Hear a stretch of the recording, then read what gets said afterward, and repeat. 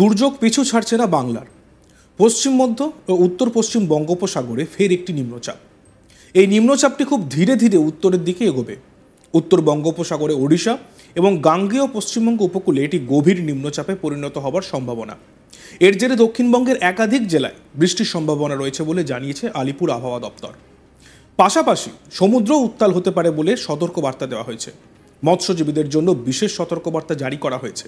10ই September পর্যন্ত তাদের সমুদ্রে যেতে নিষেধ করা হয়েছে। দক্ষিণবঙ্গের বেশিরভাগ জেলাতে রবিবার থেকে মঙ্গলবার পর্যন্ত হালকা থেকে মাঝারি বৃষ্টি চলবে।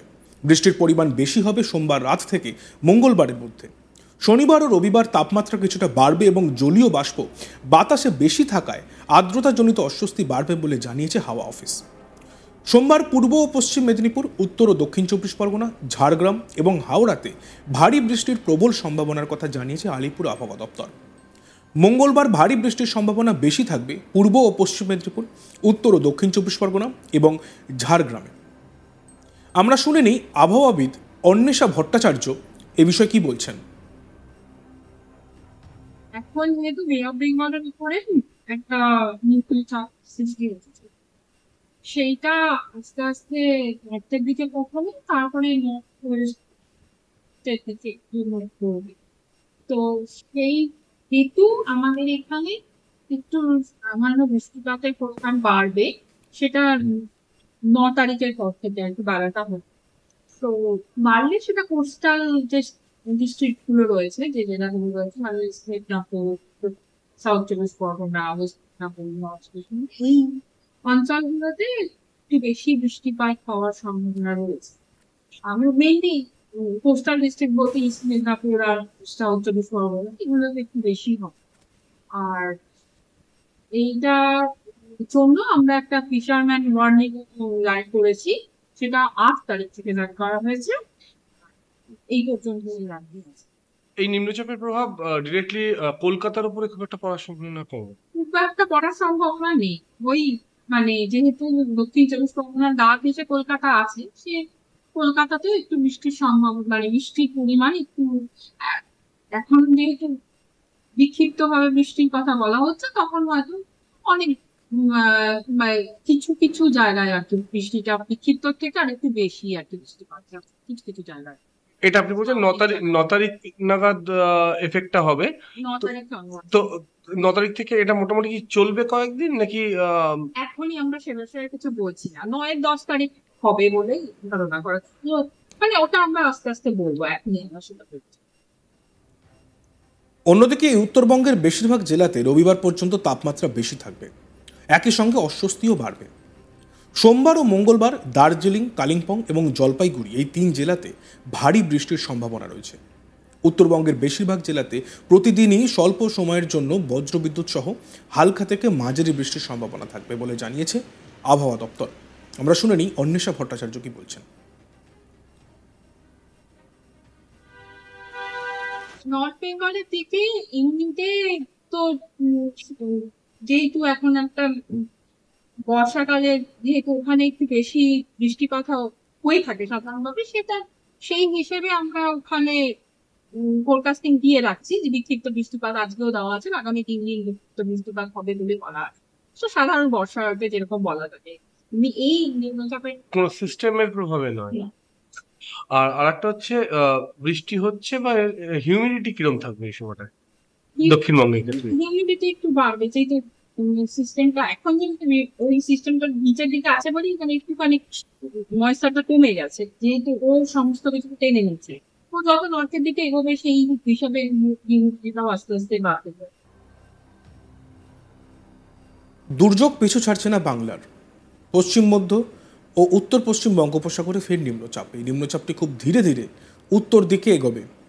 উত্তর বঙ্গোপসাগরে ওড়িশা এবং গাঙ্গেয় পশ্চিমবঙ্গ উপকূলে এটি গভীর নিম্নচাপে পরিণত হওয়ার সম্ভাবনা। এর জেরে দক্ষিণবঙ্গের একাধিক জেলায় বৃষ্টির সম্ভাবনা রয়েছে বলে জানিয়েছে আলিপুর আবহাওয়া দপ্তর। পাশাপাশি সমুদ্র উত্তাল হতে পারে বলে সতর্কবার্তা দেওয়া হয়েছে। মৎস্যজীবীদের জন্য বিশেষ সতর্কবার্তা জারি করা হয়েছে। 10ই সেপ্টেম্বর পর্যন্ত তাদের সমুদ্রে যেতে নিষেধ করা হয়েছে। দক্ষিণবঙ্গের বেশিরভাগ জেলাতে রবিবার থেকে মঙ্গলবার পর্যন্ত হালকা থেকে মাঝারি বৃষ্টি চলবে। বৃষ্টির পরিমাণ বেশি হবে সোমবার রাত থেকে মঙ্গলবারের মধ্যে।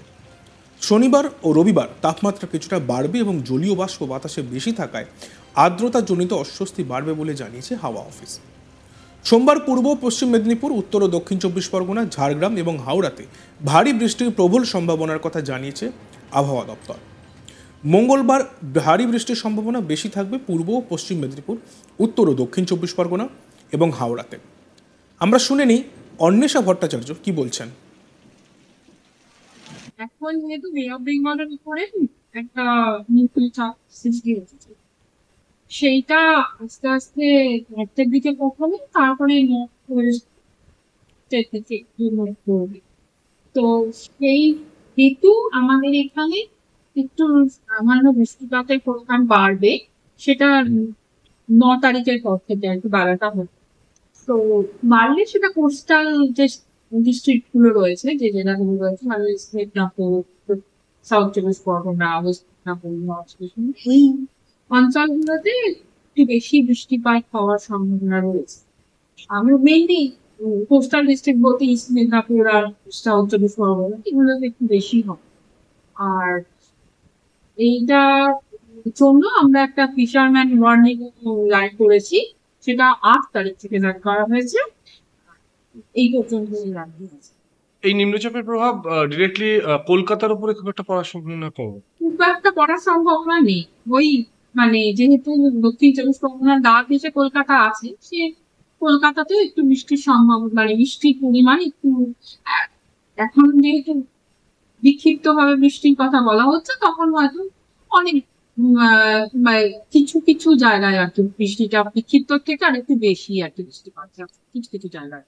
এটা আপনি বলছেন 9 তারিখ নাগাদ এফেক্টটা হবে। 9 তারিখ তো 9 তারিখ থেকে এটা মোটামুটি কি চলবে কয়েকদিন নাকি? এখনই আমরা সে বিষয়ে কিছু বলছি না, 9-10 তারিখ হবে বলেই ধারণা করা, মানে ওটা আমরা আস্তে আস্তে বলবো, এখনই আমরা সেটা বলছি।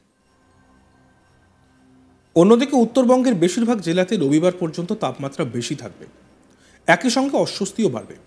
সোমবার ও মঙ্গলবার দার্জিলিং, কালিম্পং এবং জলপাইগুড়ি এই 3 জেলাতে ভারী বৃষ্টির সম্ভাবনা রয়েছে। উত্তরবঙ্গের বেশিরভাগ জেলাতে প্রতিদিনই স্বল্প সময়ের জন্য বজ্রবিদ্যুৎ সহ হালকা থেকে মাঝারি বৃষ্টির সম্ভাবনা থাকবে বলে জানিয়েছে আবহাওয়া দপ্তর।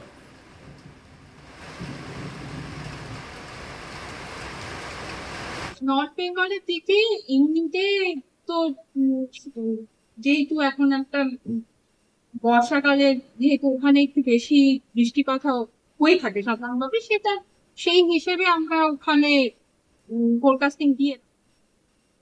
দেখতে থাকুন আজ তাক বাংলা, সাবস্ক্রাইব করতে ভুলবেন না।